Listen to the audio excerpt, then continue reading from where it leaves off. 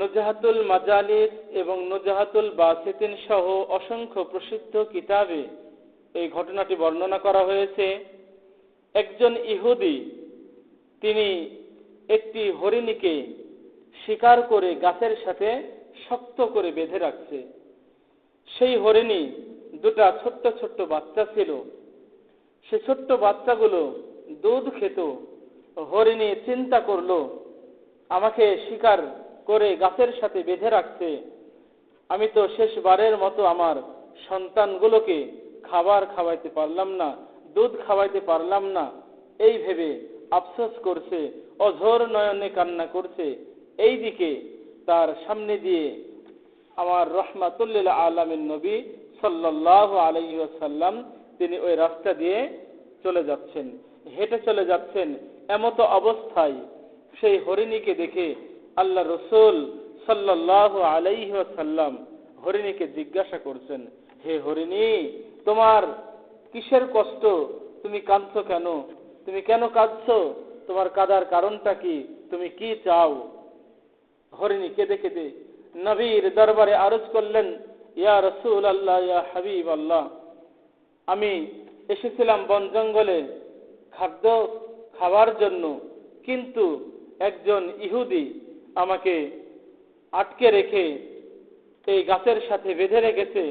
আমার ছোট্ট ছোট্ট সন্তান, তাদেরকে শেষবারের মতো আমি খাওয়াইতে পারলাম না। এই কথা ভেবে আমি কান্না করছি।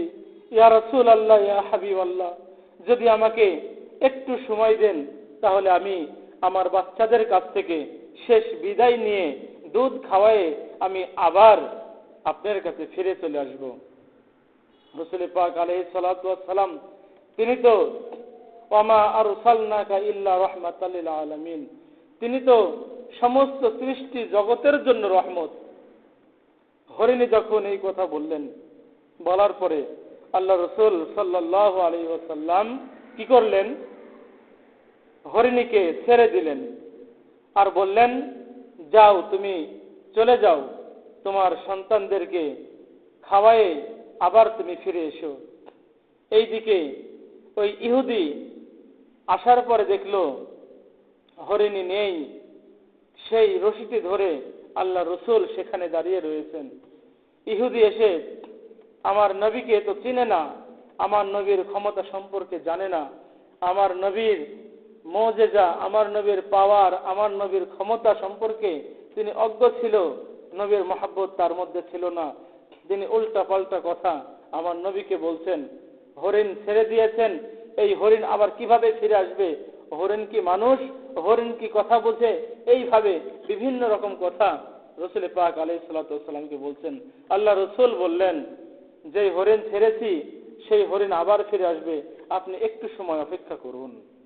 সম্মানিত উপস্থিতি, সেই হরিণী চলে গেলেন তার বাচ্চার নিকটে।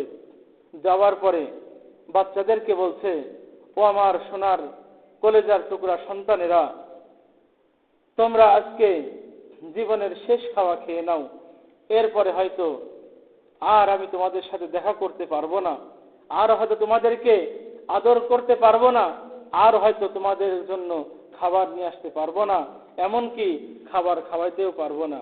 বাচ্চাগুলো প্রশ্ন করলেন, জিজ্ঞাসা করলেন, কারণ কি?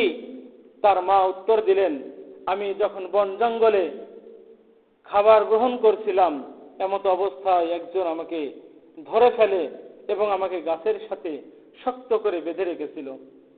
সেই রাস্তা দিয়ে যাচ্ছিল রাসূল পাক আলাইহিস সালাতু ওয়াস সালাম।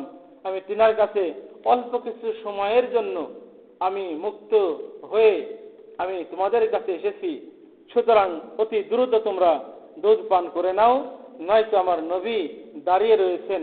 সে বাচ্চা দুটো বললেন, আপনি এমন একটি কাজ করেছেন, আল্লাহ রাসূল সাল্লাল্লাহু আলাইহি সাল্লাম ওনাকে দাঁড় করে রেখে আপনি আমাদেরকে দুধ খাওয়াতে এসেছেন। যদি আমরা দুধ খেতে লাগি তাহলে কি হবে? দেরি হয়ে যাবে, আল্লাহ রাসূল না জানি কত অপমানিত হবেন। অতএব আমরা দুধ খাবো না, চলুন আমরা সকলেই মিলে নবীর কদমে হাজির হয়ে যাই। সুবহানাল্লাহ, আল্লাহু আকবার কবীরা। রাসূল পাক আলাইহিস সালাতু ওয়াস সালাম ইহুদিকে বলছেন, একটু ধৈর্য ধরো, ফিরে আসবে।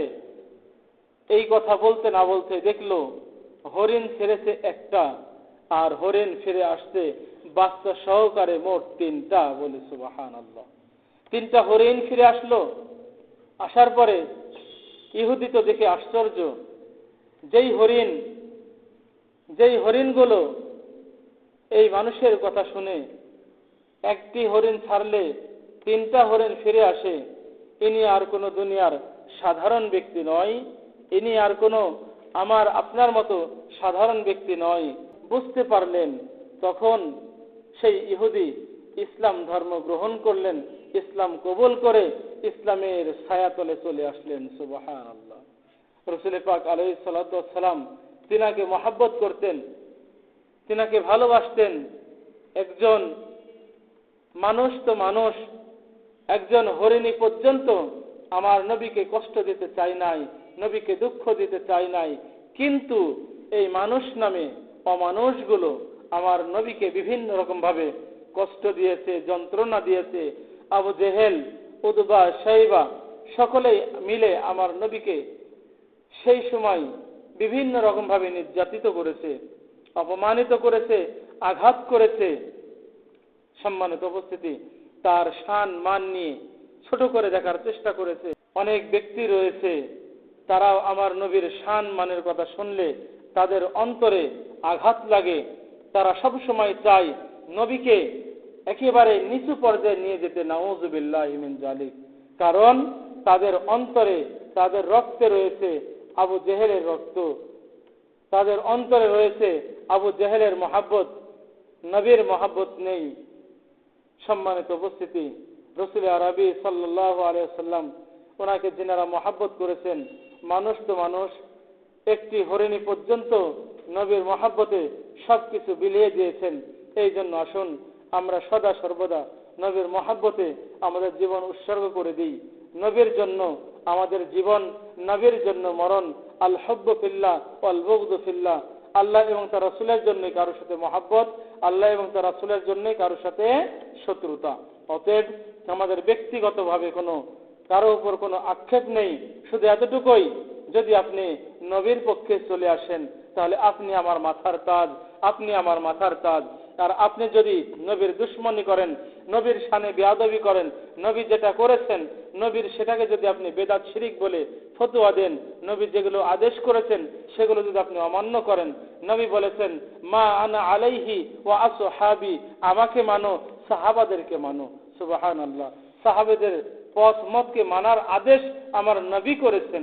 অতএব আমাদেরকে সঠিক ইসলাম বুঝে নবী প্রেম আমাদের অন্তরে নিয়ে আমরা জীবন যাপন করতে চাই। আল্লাহ রাব্বুল আলামিন এই ঘটনা থেকে আমাদেরকে শিক্ষা গ্রহণ করার তৌফিক দান করুন। আমরা এতটুকুই শিখলাম যে একজন হরিণী পর্যন্ত তার অন্তরে নবীর প্রেম ছিল, নবীর মহাব্বত ছিল। অতএব তার অন্তরে যেমন নবীর প্রেম মহাব্বত ছিল, আমরা যদি সেই হরিণীর মতো প্রেম মহাব্বত দেখাইতে পারি, তাহলে আল্লাহ রাসূল সাল্লাল্লাহু আলাইহি সাল্লাম বলেছেন যার সাথে যার মহাব্বত তার সাথে তার হাসর নাসরও হবে। অতএব আমরা নবীকে মহাব্বত করি, ভালোবাসবো, তাহলে অবশ্যই নবীর সাথে আমাদের হাসর নাসর হবে। আল্লাহ রাব্বুল আলামিন আমাদের সকলকে যেন নবীর মহাব্বতে কবুল করেন। আমিন। আসসালামু আলাইকুম ওয়া রাহমাতুল্লাহি ওয়া বারাকাতুহু।